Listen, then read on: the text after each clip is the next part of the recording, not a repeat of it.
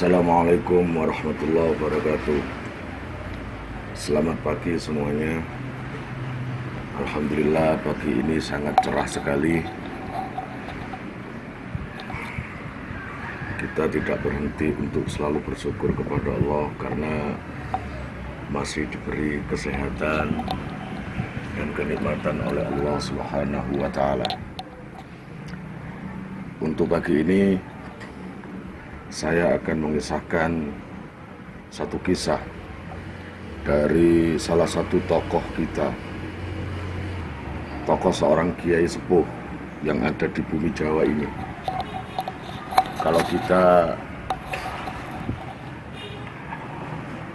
disebutkan satu kitab yang bernama Sirajut Thalibin, pasti kita akan tahu bahwa itu adalah satu buah karya yang fenomenal dari tokoh kita, kiai kita, dan guru kita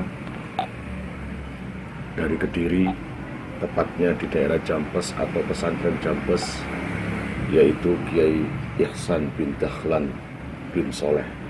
Atau kita pasti mendengar nama itu, nama yang tidak asing lagi.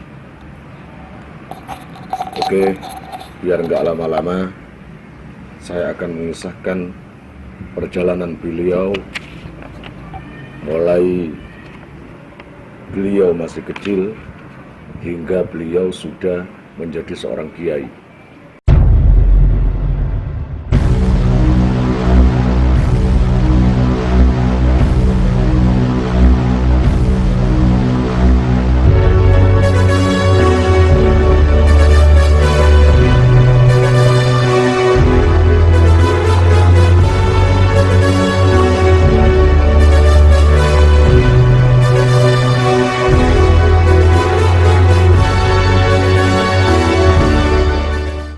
Ayo rek, subscribe di 3 channel NR. NR keren untuk berkisah, NR kita untuk ngaji kitab kuning, NR Sejaningsun untuk refreshing. Link channel ada di deskripsi di bawah video ini. Jangan request dan jangan sakit hati, iri dan dengki, nyantai saja. Ayo subscribe biar perolehan subscribe-nya lebih banyak, makin luas, makin menyebar, dan saya semangat untuk mengupload video-video baru dan berkisah yang lain. Oke.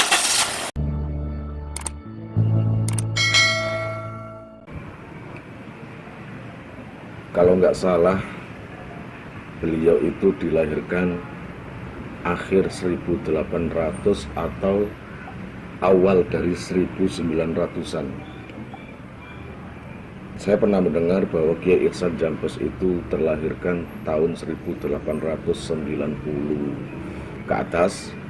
Tapi ada yang mengatakan Kiai Ihsan Jampes itu terlahir ketika tahun 1901 atau 902. Wallahu a'lam. Insya Allah keluarga yang lebih tahu. Saya bukan keluarganya, tapi beliau saya anggap guru saya, panutan saya. Karena sosok beliau adalah sosok yang patut ditiru dan dicontoh amalia serta tirakatnya. Dulu ketika Kiai Ihsan, sekarang saya nggak menyebut Kiai dulu karena saya berkisah sejak kecil beliau. Si Ihsan ini orangnya sebenarnya pendiam. Ayahnya bernama Dahlan dan ibunya saya lupa namanya, Isti'anah atau siapa itu namanya. Beliau itu sebenarnya sangat pendiam.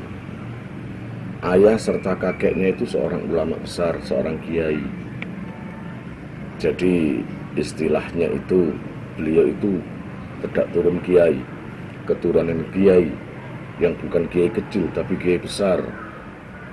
Kakeknya saja yang namanya Soleh, Kiai Soleh, itu ulama besar di daerah Bogor sana, Jawa Barat. lalu pindah ke daerah Kediri,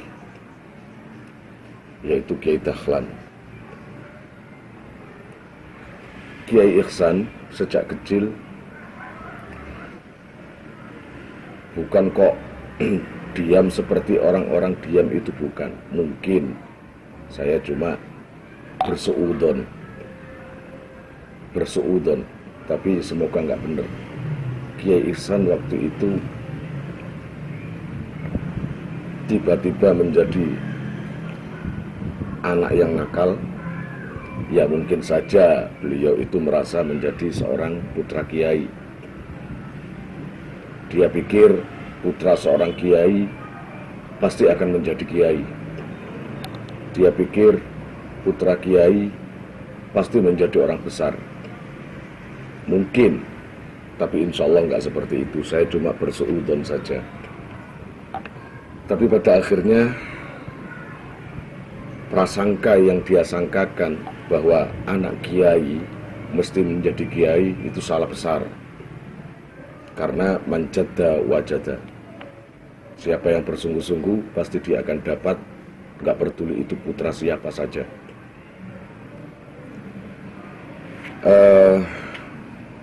Ihsan sejak kecil itu tiba-tiba suka keluar rumah. Yang aslinya berdiam diri di rumah, nurut sama orang tua, tiba-tiba entah itu kena apa, atau kena pengaruh teman atau lingkungan, akhirnya tiba-tiba sering keluar. Lambat laun karena lingkungan yang kurang mendukung, maka Kiai Ihsan itu suka dengan sesuatu yang berbau maksiat, suka dengan hura-hura. Dia sudah nggak memikirkan lagi bahwa dia ini anak siapa. Itu sudah nggak memikirkan lagi. Setiap hari dia cari teman tongkrongan. Setiap hari dia selalu cari show atau panggung. Kalau dulu belum ada dangdut, belum ada rock, belum ada pop, dulu itu adatnya adalah wayang kulit. Maka Kiai Ihsan itu sejak kecil selalu dan doyan dengan pertunjukan wayang kulit. Dan hebatnya setiap ada wayang kulit, selalu Ihsan kecil itu bikin perkara. Entah itu naik panggung, atau mengambil wayangnya, lalu disembunyikan, lalu dia membuat gopoh dalangnya. Otomatis ketika dalangnya marah, terus ada yang memberitahu bahwa Kiai Ihsan adalah putra dari Kiai Dahlan bin Soleh, otomatis gak berani. Siapa yang berani dengan Kiai Dahlan? Seorang kiai yang alim, kiai yang harismatik, wibawa, apalagi beliau adalah cucu daripada Kiai Soleh Bogor. Itu saja yang dia lakukan setiap hari. Selalu membuat perkara, selalu membuat gara-gara, selalu membuat kesal orang lain. Bukan itu saja, Ihsan kecil selalu mencari teman nongkrong bermalam-malam sampai subuh, sampai pagi. Sudah nggak memikirkan lagi yang namanya ngaji, sudah nggak memikirkan lagi. Hawanya agak panas ini, tapi akan saya teruskan ceritanya ini. Allah ya Rabbi ya Karim. Bahkan kenakalan Kiai Ihsan tidak sekedar cuma senang melihat wayang dan bikin perkara, lalu tawuran. Enggak itu saja, tingkatannya semakin meningkat, yaitu dia mulai mengunjungi tempat-tempat judi. Kalau ada teman-teman yang main gaplek atau main dadu atau main apa, maka ada taruhan, maka Kiai Ihsan atau Ihsan kecil pasti ada di situ. Main judi, lihat wayang, Lihat panggung-panggung lainnya, jarang pulang, setiap hari seperti itu saja. Bahkan teman-temannya menyebut dirinya bukan Ihsan lagi. Mungkin, saya nggak tahu itu, teman-teman sesama premannya ibaratnya, dan orang-orang kampung yang sering dibikin resah oleh Ihsan kecil, Ihsan muda tadi, mereka memanggil dengan sebutan Bakri. Nah, bukan Ihsan lagi, jadi nama Ihsan sudah menghilang. Jadi teman-teman preman, teman-teman nakal, dan orang-orang kampung yang merasa terganggu dengan tingkah laku Ihsan, semuanya memanggil Bakri. Nah, lambat laun setiap hari pekerjaannya cuma itu saja.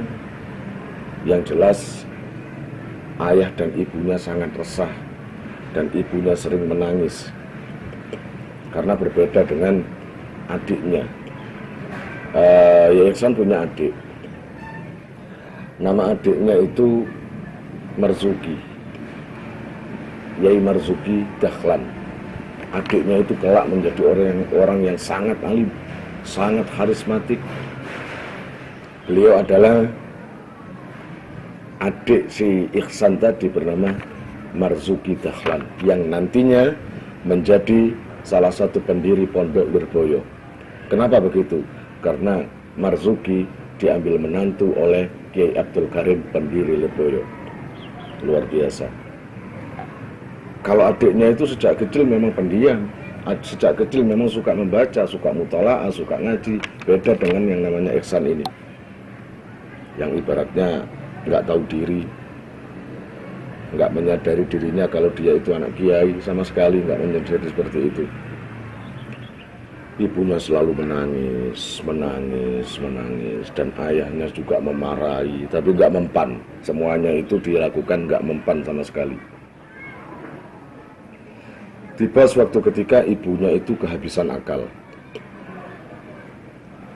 Ihsan dipaksa untuk pulang. Ketika main, ketika berjudi, di antara teman-temannya langsung ada orang yang menyusul beliau. Gus Ihsan, panjenengan ditimbali ibu. Gus, sampean dipanggil ibu. Ana apa toh? Apa sih? Lagi repot. Pun Gus, ibu niki penting sangat jenengan diutus wangsul sak mangkin. Cara Indonesia ya. Sudahlah Gus, itu loh ibu sudah menunggu karena kelihatannya sangat penting sekali dan menunggu sampean pulang. Hasil Ihsan tadi menghentikan permainan judinya dan pulang. Ketika pulang, Ihsan ini heran. Ada apa Bu? Ibunya bilang, ayo leh ikut aku. Itu, ayo leh ikut aku. Kemana Bu? Sudahlah ikut aku. Akhirnya dengan sangat terpaksa dan gak suka diajak pergi sama orang tua, karena Ihsan ini sering main, maksiat, ya. Tapi karena ibunya sekeras-keras Ihsan masih menjadi orang yang nurut dengan ibunya. Akhirnya beliau ganti baju dan menurut ajakan ibunya. Ternyata Ihsan tadi diajak oleh ibunya ke Jawa Tengah, yaitu di daerah Pacitan. Pacitan itu Jawa Tengah ya, perbatasan Jawa Timur, Jawa Tengah mungkin kalau nggak salah. Di sana Ihsan diajak berziarah ke makam kakeknya, kakek dari ayah, yaitu namanya Kiai Yahuda. Kiai Yahuda ini salah satu kakek daripada ayahnya, yaitu Kiai Dahlan tadi. Kalau diurut-urut dari silsilahnya, Kiai Dahlan atau Kiai Yahuda tadi itu jurusannya dari keturunan Syarif Hidayatullah, yaitu Sunan Gunung Jati. Artinya berarti Kiai Ihsan ini masih tedak Rasul, tedak keturunan Rasulullah atau dzurriyyah Rasulullah Sallallahu Alaihi Wasallam. Luar biasa. Di sana Ihsan tanya, ini di mana Bu? ini makam kakekmu. Dengan kesal ibunya ini makam kakekmu, ayo ke sana. Kita berziarah ke makam kakekmu, biar kamu tahu siapa kakekmu itu. Gitu. Ihsan nggak, yang namanya si Kiai Ihsan kecil ini nggak memperdulikan, nggak ngurus. Dalam pikirannya mungkin biar dia kiai, biar dia kakek, biar dia nggak ngurus. Yang penting dia ingin ziarah secepatnya, lalu segera pulang biar bisa main-main lagi. Nah, di depan makam kakeknya Kiai Yahuda, ibunya ini berdoa kepada Allah. Doanya begini, tolong jangan ditiru ya. Doa ibunya begini, ya Allah, jika Ihsan ini Engkau takdirkan menjadi anak yang nakal, yang nggak bisa menghentikan judinya, yang nggak bisa menghentikan kenakalannya, yang nggak bisa menghentikan perbuatan-perbuatan tercelahnya, tolong ambil nyawanya. Itu ibunya berdoa seperti itu, tolong ambil nyawanya.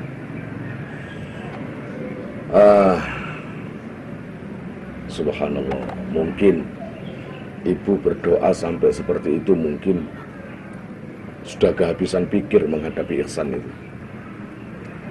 Nah, setelah habis ziarah, mampir di salah satu keluarga, lalu pulang kembali ke Kediri.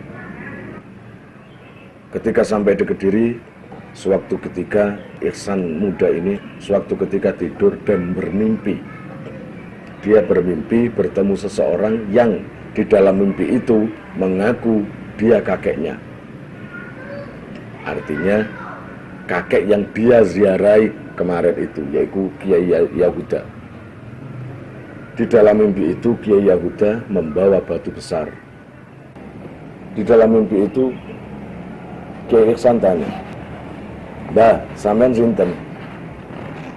"Mbah, sampean siapa?" Orang dalam mimpi tua itu bilang, "Aku ini kakekmu. Tahu nggak kamu? Terus sampean kok bawa batu? Untuk apa, Mbak?" Kata orang tua dalam mimpi itu, "Ini untuk menghantam kepalamu." "Kok gitu, Mbak?" "Ya, ini untuk peringatan buat kamu. Jika kamu tidak menghentikan perbuatan burukmu, tidak meninggalkan judimu, tidak meninggalkan kepremananmu, maka aku hantam kepalamu dengan batu ini." Yang namanya Ihsan, dia itu nggak mudah takut. Di dalam mimpi atau di luar mimpi, beliau itu orang pemberani. Dia ketawa aja, diancam gitu ketawa aja.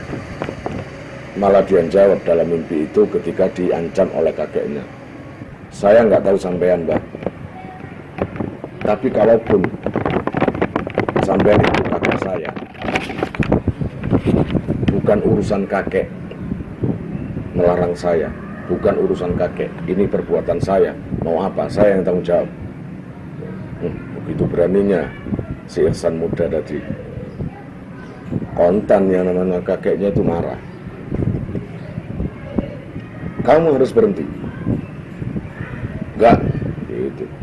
Langsung seketika itu karena dijawab enggak gitu, maka Kiai Yahuda yang di dalam mimpi itu menghantamkan batu itu di kepalanya. Betul-betul dihantamkan. Seketika itu Ihsan muda kaget, lalu terbangun mimpinya. Kaget dia. Subhanallah, astagfirullah. Ada apa ini? Apa yang terjadi? Pikirnya begitu. Ternyata beneran. Berarti itu kakek saya mengharapkan saya berhenti untuk menjadi preman.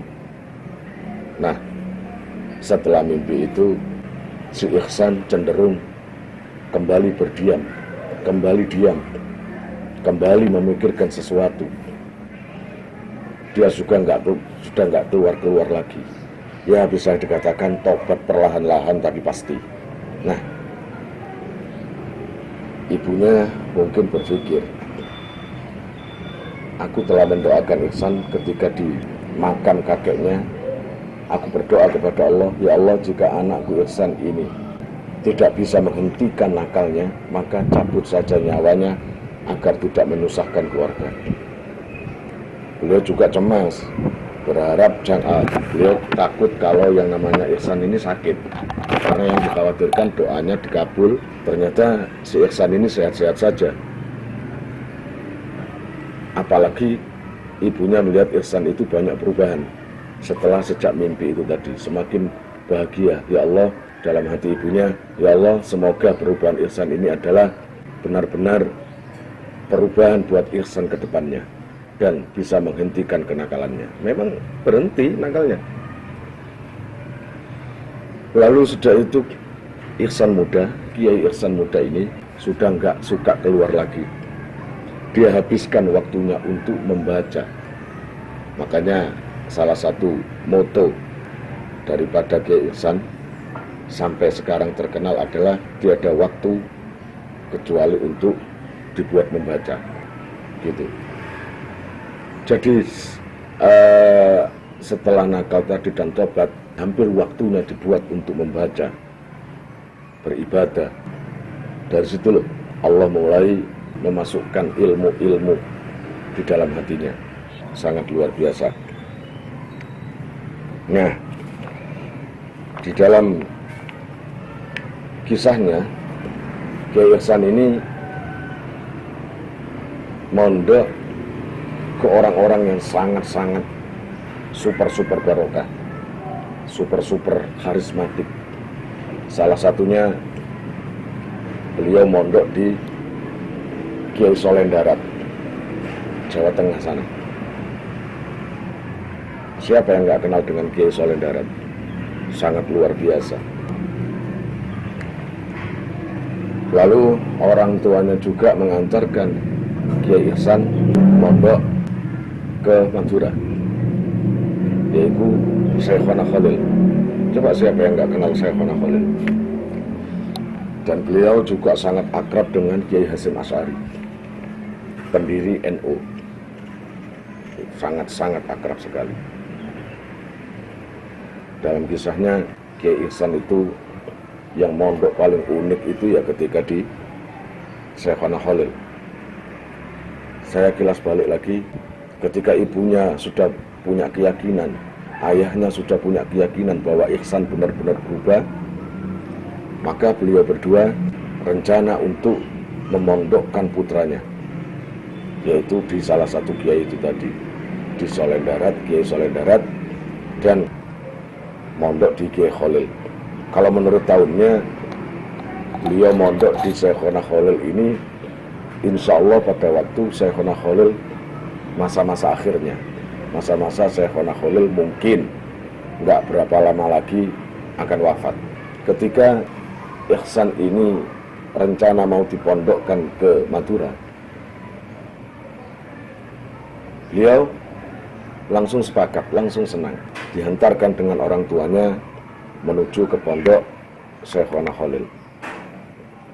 Dari sana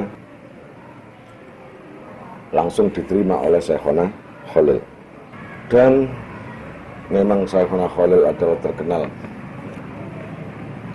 seorang kiai yang banyak karomahnya, banyak keunikannya, dan khariqul adah. Sebagian besar santri-santri yang mondok di Syekhona Khalil ini menjadi ulama besar semua, termasuk Kiai Hasyim Asy'ari, termasuk Kiai Abdul Karim Lirboyo, termasuk banyak. Hampir keseluruhan ulama-ulama di tanah Jawa ini kebanyakan santri daripada Syekhona Khalil. Nah, singkat cerita, Kiai Khalil menerima Ihsan Jambes menjadi santrinya. Ketika orang tuanya Kiai Ihsan yang mengantarkan tadi pulang, beliau masih belum dapat tugas apa-apa. Agak jenuh juga di pesantren, belum disuruh ngaji, nggak ada perintah ngaji, nggak ada perintah apapun. Maka untuk mengisi kekosongan itu, Kiai Ihsan muda, beliau isi dengan bersih-bersih, membetulkan pondok, ibaratnya gitu, cuci-cuci atau apalah, biar nggak nganggur. Lalu kalau ada waktu luang, baca dan baca terus. Suatu ketika, tiba-tiba beliau dikagetkan dengan ada seorang santri yang menemui dirinya. San, apa? Sampean dipanggil Kiai Khalil. Wah, sudah berhari-hari nggak diperhatikan, berhari-hari nggak ada apa istilahnya, nggak ada panggilan atau nggak ada apa, kayak nggak direken gitu.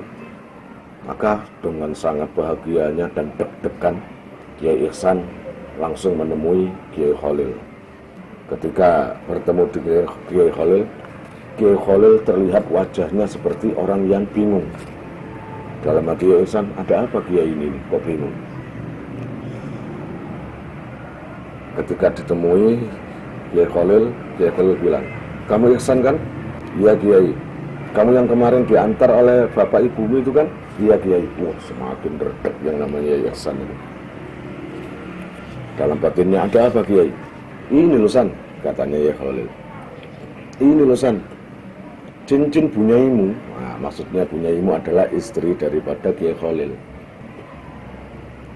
Masuk ke comberan, kecemplung, terjatuh di comberan. Ayo San, kamu cari lagi, kasihan bunyai. Dia nyari dari tadi. Belum dapat ngaji, belum dapat tugas ngaji, belum dapat apa-apa. Tugas pertama dari Kiai Khalil Bangkalan adalah mencari cincin bunyai yang terjatuh di comberan. Kamu tahu comberan kan?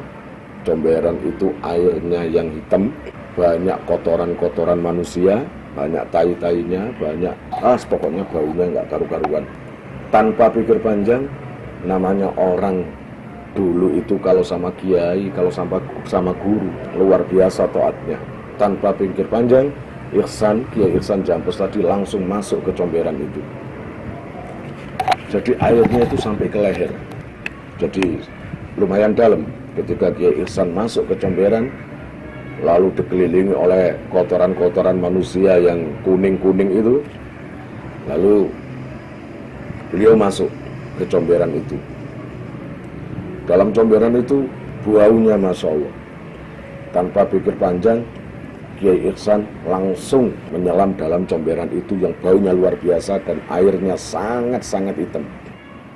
Keluar masuk, nyilem muncul, gak ketemu-ketemu.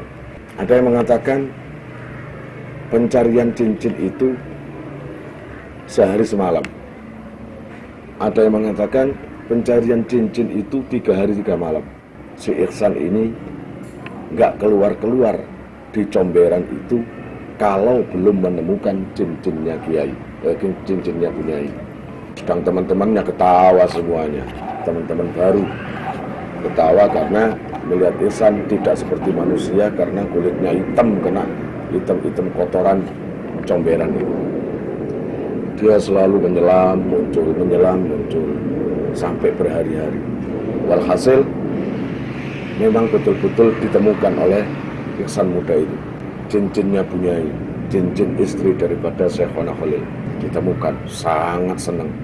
Lalu setelah ketemu itu Kiai Ihsan keluar dari comberan itu, lalu dia mandi, dia cuci cincin itu, dia bersihkan, lalu sawan ke Kiai. Kebetulan Kiai Khalil saat itu di depan rumah. Assalamualaikum Kiai. Waalaikumsalam. Piye San? Ketemu apa ora? Waalaikumsalam. Ya gimana San? Ketemu apa enggak?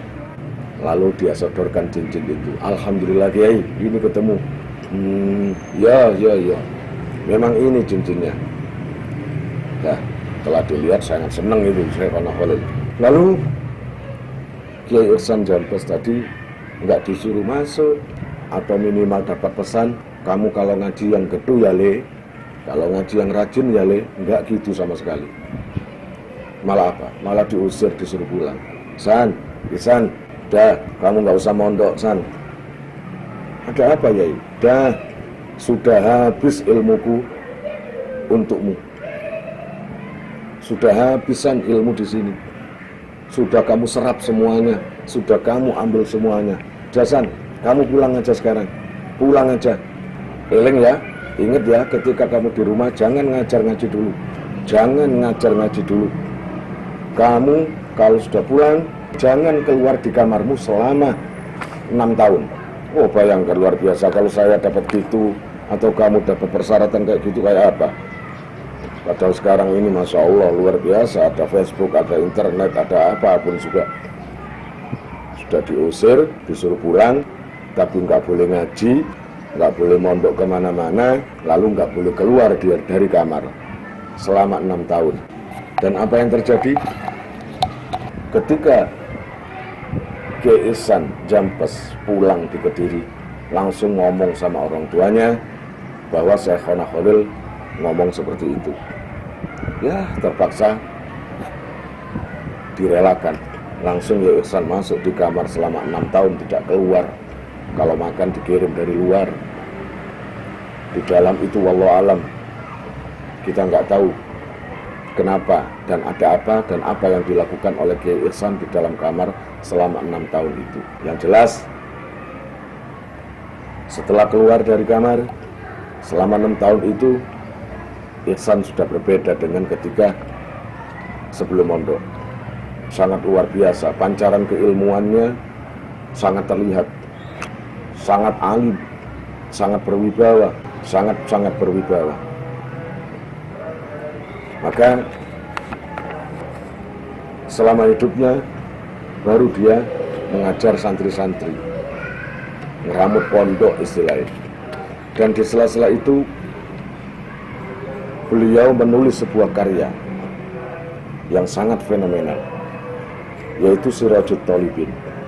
Ini kalau nggak salah mensarahi kitabnya Imam Ghazali, Minhajul Abidin.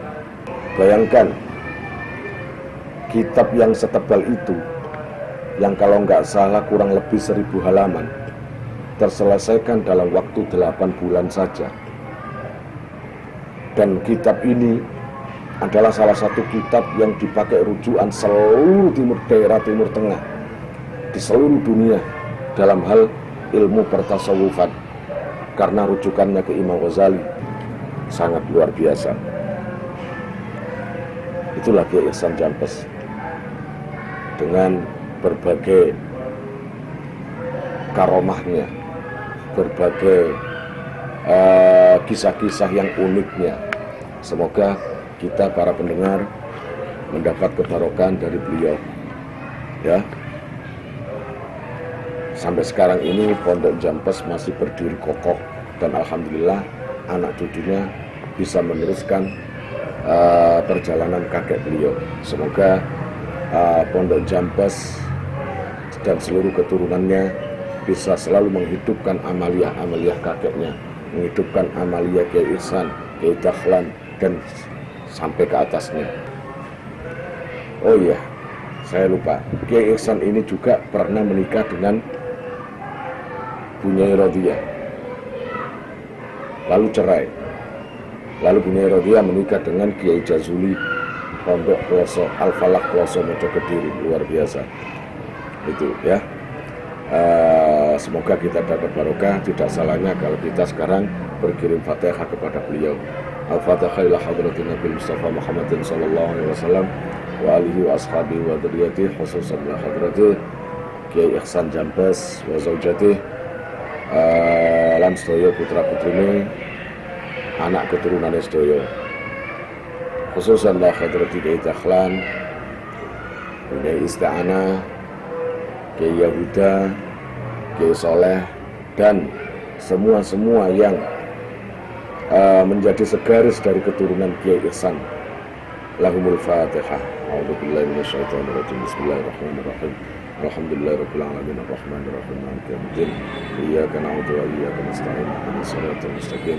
Shiratal ladzina an'amta 'alaihim ghairil maghdubi 'alaihim waladdallin. Kalian jika mau nomor HP kalian tak simpan di memori HP saya, SMS aja ke nomor saya dengan mengetik nama, asal, itu aja.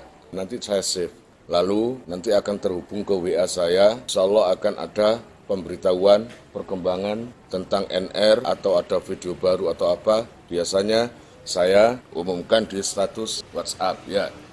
Buat para donatur, saya sangat terima kasih. Insya Allah barokahnya, manfaatnya akan sampai pada kalian dan menjadi jariah nanti. Dan akan lestari terus sampai kalian meninggal itu nanti. Jangan khawatir, nama kalian tidak akan saya lupakan.